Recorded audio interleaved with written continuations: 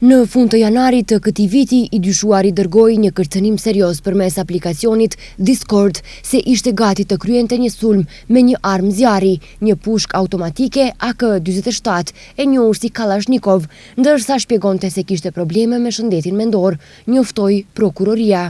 Ai shtoi se frymëzimi për një sulm të tillë ishte një ngjarje nga 14 dhjetori 2012 në Shtetet e Bashkuara, kur 20-vjeçari Adam Lanza vrau 26 persona, 20 prej të cilëve ishin fëmijë në një shkollë. Pas informacionit të marrë nga ambasada amerikane në Shkup se FBI kishte paraqitur një kërkesë për zbulimin e menjëhershëm të një profili Discord të vendosur në vendin tonë, nga i cili ishin bërë kërcënime serioze. Ministria e Brendshme në koordinim me Prokurorinë Publike të Republikës së Maqedonisë ndërmori veprime për të zbuluar autorin e krimit. Pas identifikimit dhe lokalizimit të adresës më datë 17 shkurt 2026, oficerët e policisë nga Departamenti për shkatërimin e krimit të organizuar dhe ndihmën e njësisë policore, Tigrat, kryen një kontroll në një shtëpi dhe ambiente të tjera në Reqic të vogël. Gjatë kontrollit janë gjetur dhe sekuestruar një SPAT, 5 stika me gjatësi të ndryshme, një teleskop, 7 telefona celular iPhone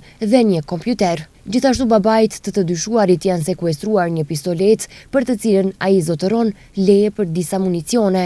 Armët e mbetura të gjetura, një pistolet dhe një pushkë automatike i ka poseduar gjyshi i të dyshuarit pa leje dhe kundër tij është ngritur kallëzim penal në Prokurorinë Publike të Tetovës për veprën penale, prodhim i paligjshëm, posedim, ndërmjetësim dhe tregtim të armëve ose eksplozivëve, tha zyra e prokurorit në një deklaratë.